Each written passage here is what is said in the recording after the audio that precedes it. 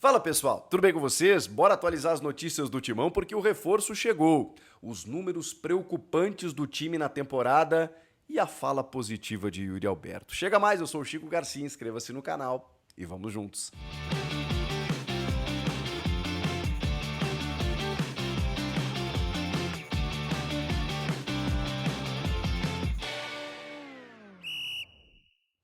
O primeiro e único reforço do Corinthians nessa janela. Trata-se do argentino Fabrício Angileri, lateral esquerdo, que chega para ser titular. Mas por que o único? O Corinthians contratou muito nas duas últimas janelas e, obviamente, abriu a torneira.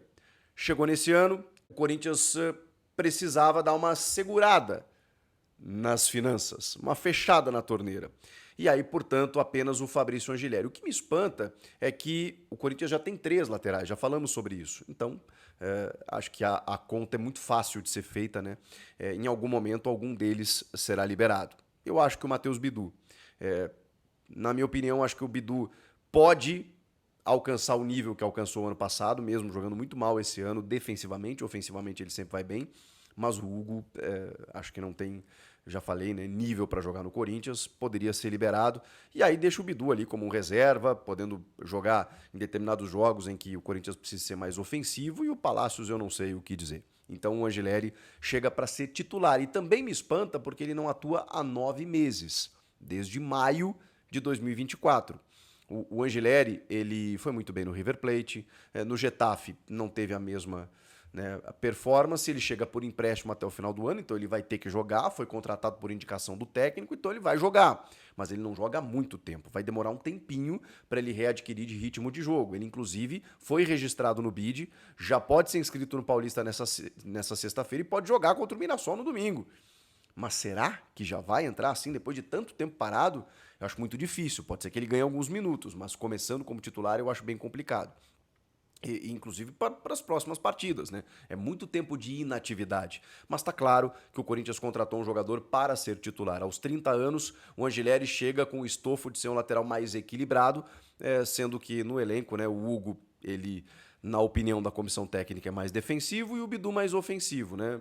E os dois acabam também comprometendo nos outros setores, né? Eu acho que eles comprometem nos dois, mas enfim. O Hugo não ataca e o Bidu acaba não defendendo.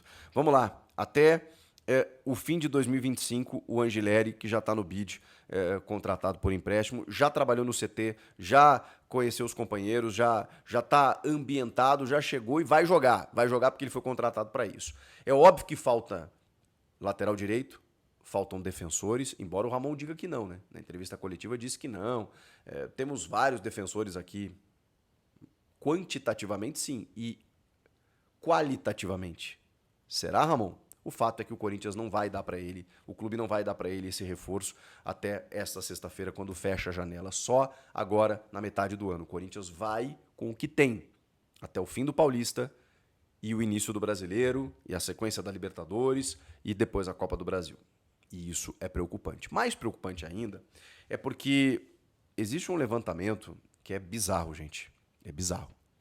O Corinthians tomou gol em 80% dos jogos. E a gente está falando de uma parte da temporada em que os jogos eles são mais, digamos, fáceis, os adversários são mais frágeis do que em outros momentos. Eu não estou dizendo aqui que o Corinthians só jogou contra adversários fáceis, mas vocês me entenderam, né? Nesse momento da temporada, na fase de grupos do Paulista, na pré-Libertadores contra um time estreante da Venezuela, você enfrenta adversários mais fáceis do que você vai pegar ali na frente. E justamente nesse período da temporada você tem um Corinthians vazando em 80% dos jogos que disputou. Isso, repito, é muito preocupante. Foram 14 jogos até aqui que o Corinthians disputou. Ele tomou 16 gols. Ele tem mais gols tomados do que jogos disputados. 8 jogando em casa. O Corinthians tomou 8 gols jogando em casa, gente. E 8 jogando fora. Tá bem dividido. Ou seja, independentemente se joga dentro ou fora, tá tomando gol. Em apenas 3 partidas, não vazou. Contra Ponte Preta, jogo fora. Novo Horizontino, esse foi o jogo em casa. E o São Bernardo, Esse eu não lembro. Mas enfim, nesses 3 jogos, o Corinthians não vazou. E aí tem um detalhe. Vocês sabem qual era a dupla de zaga nesses 3 jogos em que o Corinthians não tomou gol? Félix Torres e João Pedro Choca. O que você quer dizer com isso, Chico? Em 4 jogos que essa dupla disputou, eles tomaram 1 gol. A dupla titular hoje, André Ramalho e Choca, eles disputaram 3 jogos e tomaram 4 gols. E contra adversários, vamos lá, né? Bem questionáveis. Então, assim, eu preciso dizer isso, gente. Talvez individualmente a gente possa analisar o Félix Torres como ruim, como no jogo contra o Guarani, quando ele teve ao lado o Kaká. Quando ele e o João Pedro jogaram juntos, eles foram bem. Quando o João Pedro, que sempre vai muito bem, com exceção do último jogo, em que ninguém foi bem, ele joga ao lado do André Ramalho, ele não vai tão bem. E o André Ramalho não tem ido bem. Tem uma nova dupla titular aqui. Ou o Gustavo Henrique, que já foi relacionado para 2 partidas, já recuperado de lesão, tem que jogar. E aí eu sei que fica sempre aquela máxima do cara que tá de fora é melhor, mas o que tá dentro não tá resolvendo. Eu tô falando aqui, eu tô mostrando os números. 80% dos jogos o Corinthians vazou. E não passa só pela dupla de zaga, passa pelos laterais, que não tem como resolver 100%, né? Agora chegou um lateral esquerdo que vai precisar de ritmo de jogo. Na frente da defesa, o Ranieri, que até não vinha jogando tão bem, e era o cão de guarda, machucou. Então o Martínez ali tende a resolver o processo, mas o Martínez, ele tem, o que ele tem de bom, ele tem de ruim. Porque o Martínez é um cara que corre maravilhosamente bem, ataca o espaço, briga pelo time, tá em todas as partes do campo. Ao mesmo tempo, ele não guarda a posição. O Martínez não é posicionado. E você precisa de um cara à frente da tua defesa para fazer essa proteção, para baixar as tuas linhas e para poder impedir com que meias armadores adversários tenham liberdades, como aconteceu com a UCV, como aconteceu com o Guarani, como está acontecendo com todo mundo. Existe um buraco entre a defesa e o meio.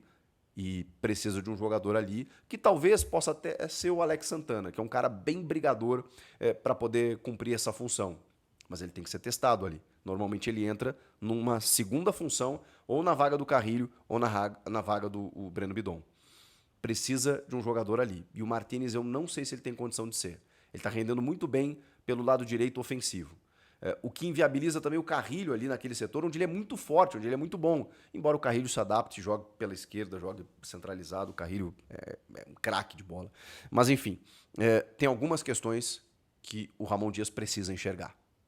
E hoje, com esses números postos, com esses primeiros meses, dias de temporada, a melhor dupla de zaga... Eu tô apresentando um fato, gente. A melhor dupla de zaga do Corinthians foi Félix Torres e João Pedro Choca.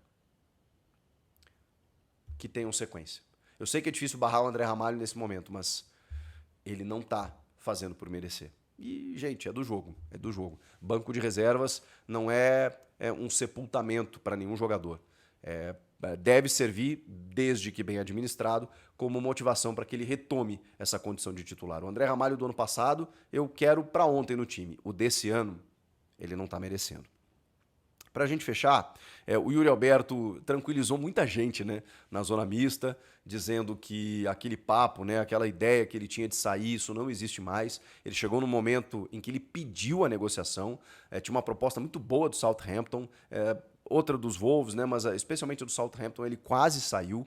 O Corinthians segurou o Yuri Alberto e esse ano ele disse que ele disse que quer ganhar título com essa camisa. E ele sabe que ele vai ficar marcado se ele conquistar títulos com essa camisa. E citou o exemplo do Garro, inclusive, né? Que não foi só o Garro que recusou a proposta, foi o próprio Corinthians, né? Que recusou a proposta do Zenit de 25 milhões de euros. Mas ele entende, né? E aí é uma declaração dele, de que eles querem ganhar títulos, de que eles querem permanecer. Então, claro, e aí ele deixa a vírgula, né? Desde que seja uma proposta financeiramente boa para o clube, aí ok. E provavelmente é isso que pode e deve acontecer, né, gente? Na metade do ano deve acontecer uma proposta que beire os 25, 30 milhões de euros e aí não tem como segurar. Só que tem um problema. Que, digamos assim, favorece o Corinthians a recusar qualquer proposta pelo Yuri. que é o fato do Corinthians ter apenas 50% dele. Então 25 milhões de euros são 12 milhões. É o que o Corinthians pagou para tirá-lo do Zenit, mandando vários jogadores da base para lá. E aí você recupera 12 milhões, onde você vai encontrar um atacante por 12 milhões? Desse nível. Que briga, que perde gol, erra, se atrapalha, mas cara, ele se envolve com o time. Isso você não acha. O Vitor Roque está sendo comprado aí pelo Palmeiras por 25 de euros. 20 anos, é verdade, mas o Yuri tem 23, gente. Então, assim, nessa idade, um dos maiores atacantes sub-23 ou com 23 anos do mundo, em números, ele já tem 100 gols marcados, mais agora, né? Mais de 100 gols marcados. Então, você tem que ver essa conta. Quanto que eu vou gastar para repor esse cara que eu nem vou ganhar tanto assim? Agora, vem 60 milhões de euros, que eu acho que não vai acontecer, e o Corinthians embolsa 30, beleza, podemos conversar. Então, nesse ponto, o Corinthians está protegido. E se o Yuri está com a cabeça boa para ficar por aqui, melhor dos mundos, né? Se ele entende que quer conquistar um título, e esse moleque é obstinado, eu sou muito fã da persona Yuri, né? Eu não o conheço pessoalmente, já troquei ideia, já entrevistei e tal, mas eu não tenho relação com ele, mas ele me passa a sensação, e acho que passa para todo mundo, né? De um moleque muito do bem, determinado e que deu uma volta por cima espetacular no ano passado. Tenho a impressão que ele vai ou pode ou deveria ser convocado pelo Dorival Júnior na próxima convocação da Seleção Brasileira para 2 amistosos. Antes fossem amistosos, né? Para 2 jogos eliminatórios dificílimos contra a Colômbia e a Argentina. A mais difícil data FIFA do Brasil. E não temos 9. E o Yuri é um cara que, irmão, você mandar ele comer grama, você mandar ele dar carrinho, você mandar ele para dentro do gol, ele vai. Então, assim, que bom que o Yuri Alberto vai e deve permanecer. Até quando a gente não sabe. Mas eu gostei muito da declaração. Acho que é um primeiro indício de quem quer ficar, quer permanecer e que é o melhor para o clube. O que vocês acharam de tudo isso que eu falei para vocês? Comentem aqui. Inscreva-se no canal. Eu volto na próxima. Tchau!